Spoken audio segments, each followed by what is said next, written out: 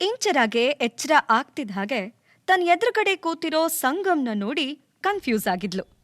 ನಿಂಗೇನೂ ಆಗಲ್ಲ, ಆಗಕ್ಕೆ ನಾನ್ ಬಿಡೋದೂ ಇಲ್ಲ ಅಂತ ಸಂಗಮ್ ಹೇಳಿದ್ ಕೇಳಿ ಅವಳು ಅಂದ್ರೆ ನೆನ್ನೆ ನೀವು ನನ್ನನ್ನ ಸೇವ್ ಮಾಡಿದ್ರಾ ಅಂತ ಕೇಳಿದ್ಲು. ಅದಕ್ಕೆ ಸಂಗಮ್, ಇಲ್ಲ ಇಲ್ಲ, ನಾನಲ್ಲ, ವಿಕ್ರಾಂತ್. ಆ ಹೋಟೆಲ್ ಅವನ ಫ್ರೆಂಡ್ದು. ಅವನು ಕರೆಕ್ಟ್ ಟೈಮಿಗೆ ಬಂದು ನಿನ್ನನ್ನು ಕಾಪಾಡ್ದ ಅಂತ ಹೇಳಿ ಪೂರ್ತಿ ಕ್ರೆಡಿಟ್ ವಿಕ್ರಾಂತ್ಗೆ ಕೊಟ್ಟು ತಾನು ಈ ಸೇವಿಯರ್ ಟ್ಯಾಗ್ ಇಂದ ಬಚಾವಾದ. ಆದ್ರೆ ಅವನು ಹೇಳದೇ ಇದ್ರೂ ಅದು ಇಂಚರಾಗೆ ಅರ್ಥ ಆಗಿ ಮನಸ್ಸಲ್ಲೇ, ನೀನೇನೂ ಮಾಡ್ದೆ, ವಿಕ್ರಾಂತ್ ಹೇಗಲ್ಲಿಗೆ ಬರ್ತಾನೆ ಸಂಗಮ್?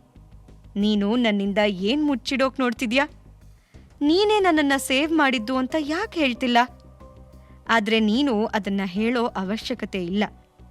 ನೀನ್ ಮಾಡ್ತಿರೋ ಸಹಾಯ ಒಂದಲ್ಲ ಎರಡಲ್ಲ. ನಿನ್ ಋಣನ ಹೇಗ್ ತೀರಿಸ್ಲಿ ನಾನು? ನೆನ್ನೆ ನೀನ್ ಬಂದಿಲ್ಲ ಅಂದಿದ್ರೆ ಇಷ್ಟೊತ್ತಿಗೆ ನನ್ ಗತಿ ಏನಾಗ್ತಿತ್ತೋ ಏನೋ ಅಂತ ಥಿಂಕ್ ಮಾಡ್ತಿದ್ಲೇ ಹೊರತು ಅದನ್ನ ಬಾಯಿ ಬಿಟ್ಟು ಹೇಳ್ದೆ ಸಂಗಮ್ ತರಾನೇ ಸೈಲೆಂಟ್ ಆಗಿದ್ಲು. ಅವಳ ಮುಖದಲ್ಲಿರೋ ನೂರಾರು ಕ್ವೆಶ್ಚನ್ಸ್ ನೋಡಿ ಸಂಗಮ್, ಈಗ ನೀನು ಮಲ್ಕೋ, ಯು ನೀಡ್ ರೆಸ್ಟ್, ಮಾತಾಡಿ ಆಯಾಸ ಮಾಡ್ಕೋಬೇಡ ಅಂತ ಹೇಳ್ದ. ಸಂಗಮ್ಮಿಂದ ತನ್ನ ಲುಕ್ ಚೇಂಜ್ ಮಾಡ್ತಿದ್ದ ಹಾಗೆ ಅವಳ ಕಣ್ಮುಂದೆ ಮತ್ತೆ ವಿಕಾಸ್ ಮುಖಾನೇ ಬಂತು. ಅವನು ನೆನ್ನೆ ಅದ್ಯಾವ್ ರೀತಿ ತನ್ನ ಹತ್ರ ಬರ್ತಿದ್ದ ಅಂತ ನೆನ್ಪಾಗ್ತಿದ್ದ ಹಾಗೆ ಸಿಟ್ಟಿಂದ ಅವಳ ಮುಷ್ಟಿ ಬಿಗಿ ಮಾಡಿದ್ಲು. ಅವಳ ಕಣ್ಣಿಂದ ಜೋರಾಗಿ ನೀರು ಸುರಿಯೋಕ್ ಶುರುವಾಯ್ತು. ಜೋರಾಗಿ ಕಿರ್ಚಿ ತನ್ನ ಸಿಟ್ಟು ಆಚೆ ಹಾಕ್ಬೇಕು ಅಂತ ಅವಳಿಗೆ ಅನ್ನಿಸ್ತಾ ಇತ್ತು. ಆದ್ರೆ ಅವಳು ಇರೋದು ಹಾಸ್ಪಿಟಲಲ್ಲಿ ಆಗಿದ್ರಿಂದ ಹಾಗ್ ಮಾಡೋಕೆ ಸಾಧ್ಯ ಇರಲಿಲ್ಲ. ಸಂಗಮ್ಮಿಂದ ಅವಳು ಈ ಸ್ಥಿತಿ ನೋಡೋಕಾಗ್ತಿರ್ಲಿಲ್ಲ. ಅವ್ನು ನಡುಗ್ತಿರೋ ಅವಳ ಕೈ ಹಿಡ್ಕೊಂಡು, ಕಾಮ್ ಡೌನ್, ಏನೂ ಆಗಿಲ್ಲ, ನೀನ್ ಸೇಫ್ ಆಗಿದ್ಯಾ ಇಂಚರ, ಜಸ್ಟ್ ರಿಲ್ಯಾಕ್ಸ್ ಅಂತ ಹೇಳ್ದ. ಅವನ್ ಮಾತ್ ಕೇಳಿ ಇಂಚರ ಸಡನ್ ಆಗಿ ತನ್ನ ಥಾಟ್ಸಿಂದ ಆಚೆ ಬಂದು ಸಂಗಮ್ನೆ ನೋಡೋಕ್ ಶುರು ಮಾಡಿದ್ಲು. ಅವನು ಅವಳ ಲುಕ್ ಅವಾಯ್ಡ್ ಮಾಡ್ತಿದ್ದ.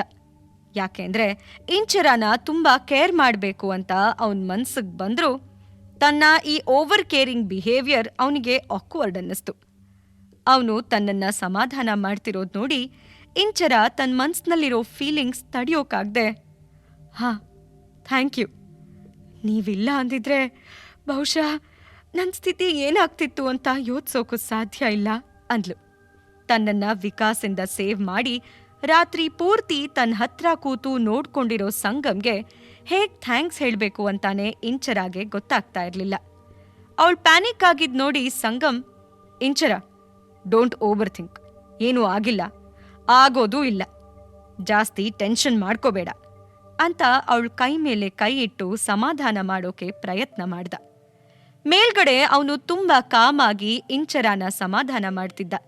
ಆದ್ರೆ ಅವನ್ ಮನಸ್ಸಲ್ಲಿರೋ ಜ್ವಾಲಾಮುಖಿ ಅದ್ಯಾವಾಗ ಸ್ಫೋಟ ಆಗತ್ತೆ ಅಂತ ಅವನಿಗೆ ಗೊತ್ತಿರ್ಲಿಲ್ಲ. ಇಂಚರ ಟೆನ್ಷನ್ ಮಾಡ್ಕೊಂಡು ದುಃಖ ಪಡೋದು ನೋಡ್ದಾಗ್ಲೆಲ್ಲ ಅವನಿಗೆ ತನ್ನ ಕಸಿನ್ ವಿಕಾಸ್ ಮೇಲೆ ಸಿಟ್ಟು ಜಾಸ್ತಿ ಆಗ್ತಿತ್ತು. ವಿಕಾಸ್ ಮಾಡಿರೋ ಕೆಲ್ಸದಿಂದ ಇಂಚರ ಸಂಕಟ ಪಡೋ ಹಾಗಾಗಿದ್ದಕ್ಕೆ ಅವನ್ ಯಾವುದೇ ಕಾರಣಕ್ಕೂ ವಿಕಾಸ್ನ ಕ್ಷಮಿಸೋಕೆ ರೆಡಿ ಇರ್ಲಿಲ್ಲ. ಥ್ಯಾಂಕ್ಸ್ ಅಂತ ಇಂಚರ ಪದೇ ಪದೇ ಹೇಳ್ತಾನೆ ಇದ್ಲು. ಈ ಸಲ ಸಂಗಮ್ ಅವಳನ್ನ ರೇಗಿಸ್ತಾ, ಅದೆಲ್ಲ ಸರಿ, ಆದ್ರೆ ನೆಕ್ಸ್ಟ್ ಟೈಮ್ ಕುಡಿಯೋವಾಗ ಎಷ್ಟ್ ಕುಡಿಬೇಕು, ಯಾರ್ ಜೊತೆ ಕುಡಿಬೇಕು ಅಂತ ಗಮನ ಕೊಡು ಅಂತ ಹೇಳ್ದ. ಅವನ್ ಮಾತ್ ಕೇಳ್ತಾ ಇದ್ದ ಹಾಗೆ ಇಂಚರ, ನನ್ ಕೆಪಾಸಿಟಿ ಎಷ್ಟು ಅಂತ ನನಗ್ ಗೊತ್ತು, ನಾನ್ ಯಾವತ್ತೂ ಲಿಮಿಟ್ ಮೀರ್ ಕುಡಿಯಲ್ಲ. ಯಾರೋ ನನ್ ಡ್ರಿಂಕ್ನಲ್ಲಿ ಏನೋ ಮಿಕ್ಸ್ ಮಾಡಿದ್ರು, ಅದರ್ವೈಸ್ ಹಾಗೆಲ್ಲ ಆಗ್ತಿರ್ಲಿಲ್ಲ. ಆ ವಿಕಾಸ್ನ ನಾನ್ ಸುಮ್ನೆ ಬಿಡಲ್ಲ ಅಂತ ಸಿಟ್ಟಲ್ ಹೇಳಿದ್ಲು. ವಿಕಾಸ್ ಹೆಸರು ಕೇಳ್ತಾ ಇದ್ದ ಹಾಗೆ ಸಂಗಮ್ ನಾಚಿಕೆಯಿಂದ ಮುಖ ಕೆಳಗಡೆ ಹಾಕೊಂಡ. ಈಗ ಅವನಿಗೆ ವಿಕಾಸ್ ತನ್ನ ತಮ್ಮ ಅಂತ ಹೇಳ್ಕೊಳ್ಳೋಕು ನಾಚಿಕೆ ಆಗ್ತಾ ಇತ್ತು.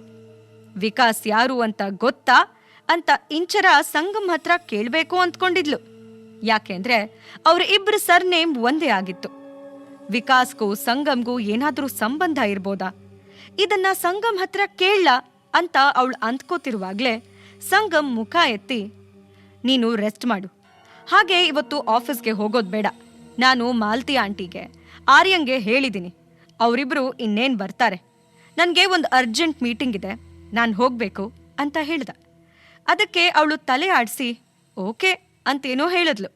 ಆದ್ರೆ ಸಂಗಮ್ ರಾತ್ರಿ ಇಡೀ ನಿದ್ದೆ ಮಾಡಿಲ್ಲ ಅನ್ನೋದು ಅವಳಿಗೆ ಕ್ಲಿಯರ್ ಆಗಿ ಗೊತ್ತಾಗ್ತಾ ಇತ್ತು. ಅವಳ ಕನ್ಸರ್ನಿಂದ, ನೀವು ಹುಷಾರಾಗಿದ್ದೀರಾ? ಐ ಮೀನ್, ನನ್ನನ್ನು ನೋಡ್ಕೊಂಡಿದ್ದಕ್ಕೆ ತುಂಬಾ ಥ್ಯಾಂಕ್ಸ್. ಆದ್ರೆ ಈ ಸ್ಥಿತಿಲಿ ನೀವು ಹೇಗೆ ಮೀಟಿಂಗಿಗೆ ಹೋಗ್ತೀರಾ? ಮಲ್ಕೊಂಡು ಸ್ವಲ್ಪ ಹೊತ್ತು ರೆಸ್ಟ್ ಮಾಡಿ ಅಂತ ತುಂಬಾ ಸಂಕೋಚದಿಂದ ಹೇಳಿದ್ಲು. ಇದನ್ನೆಲ್ಲ ಹೇಳೋಕೆ ತನಗೇನೂ ಹಕ್ಕಿಲ್ಲ ಅಂತ ಅಂದ್ಕೊಂಡಿದ್ರು ಅವಳು ತನ್ನಂತಾನು ಕಂಟ್ರೋಲ್ ಮಾಡ್ಕೊಳ್ಳೋಕೆ ಸಾಧ್ಯ ಆಗದೆ ಕೇಳೇ ಬಿಟ್ಲು. I am fine, I will manage ಅಂತ ಹೇಳಿ ಸಂಗಮ್ ಕೋಲ್ಡ್ ವಾಯ್ಸ್ನಲ್ಲಿ ಹೇಳಿ ಅಲ್ಲಿಂದ ಹೊರಟೋದ.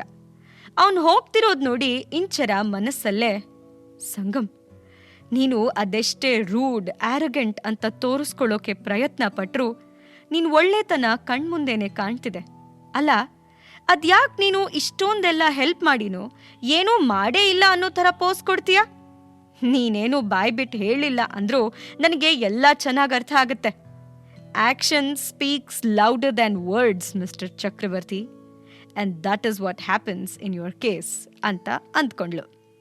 ಅವನು ಹೋದ್ಮೇಲೆ ಅವಳ ಗಮನ ಫೋನ್ ಕಡೆ ಹೋಯ್ತು. ತನ್ನ ಬ್ಯಾಗಲ್ಲಿರೋ ಫೋನ್ ತೆಗೆದು ನೋಡಿದ್ರೆ ಅದರಲ್ಲಿ ರೋಹನ್ ಮಿಸ್ ಕಾಲ್ಸ್ ಇತ್ತು. ಆದ್ರೆ ಇವತ್ತು ಬೆಸ್ಟ್ ಮ್ಯಾಗಝೀನ್ ಜೊತೆ ಶೂಟ್ ಅಪಾಯಿಂಟ್ಮೆಂಟ್ ಇತ್ತು. ಅದಕ್ಕಾಗಿ ರೋಹನ್ ಮತ್ತೆ ಇಂಚರ ಇಬ್ರು ಅಲ್ಲಿರೋದು ತುಂಬಾ ಮುಖ್ಯ ಆಗಿತ್ತು. ಅವ್ರು ಹೋಗದೆ ಆ ಶೂಟ್ ನಡೀತಾನೇ ಇರಲಿಲ್ಲ. ರೋಹನ್ ಕರಿಯರ್ ದೃಷ್ಟಿಯಿಂದ ಆ ಶೂಟ್ ತುಂಬಾ ಇಂಪಾರ್ಟೆಂಟ್ ಆಗಿತ್ತು. ಅದನ್ನ ಮಿಸ್ ಮಾಡೋಕೆ ಇಂಚರಾಗೆ ಸ್ವಲ್ಪನೂ ಇಷ್ಟ ಇರಲಿಲ್ಲ. ಅದಕ್ಕಾಗಿ ಅವಳು, ಆಂಟಿ, ನಿಮ್ ಕಾಳಜಿ ನಂಗೆ ಅರ್ಥ ಆಗುತ್ತೆ. ಆದ್ರೆ ನನಗೆ ಈಗ ಫುಲ್ ಬೆಟರ್ ಫೀಲ್ ಆಗ್ತಿದೆ. ಸುಸ್ತು, ವೀಕ್ನೆಸ್ ಏನೂ ಇಲ್ಲ. ನನ್ನ ಮಾತು ನಂಬಿ. ಅದು ಅಲ್ಲದೆ ಇವತ್ತು ತುಂಬ ಇಂಪಾರ್ಟೆಂಟ್ ಶೂಟ್ ಇದೆ. ಅದಕ್ಕೆ ನಾನು ಹೋಗಲೇಬೇಕು. ಪ್ಲೀಸ್ ನೀವು ಆರ್ಯನ್ ಕರ್ಕೊಂಡು ಮನೆಗೆ ಹೋಗಿ. ನಾನು ಇಲ್ಲಿಂದಾನೇ ಡೈರೆಕ್ಟಾಗಿ ಅಲ್ಲಿಗೆ ಹೋಗ್ತೀನಿ ಅಂತ ರಿಕ್ವೆಸ್ಟಿಂಗ್ ಟೋನಲ್ಲಿ ಹೇಳಿದ್ಲು.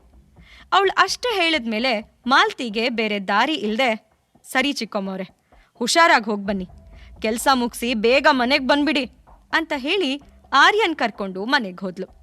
ಅವರಿಬ್ರು ಹೋಗ್ತಿದ್ದ ಹಾಗೆ ಇಂಚರ ರೋಹನ್ಗೆ ಶೂಟ್ ವೆನ್ಯೂ ಅಡ್ರೆಸ್ ಸೆಂಡ್ ಮಾಡಿ ತಾನೂ ಅಲ್ಲಿಗೆ ಹೊರಟ್ಲು.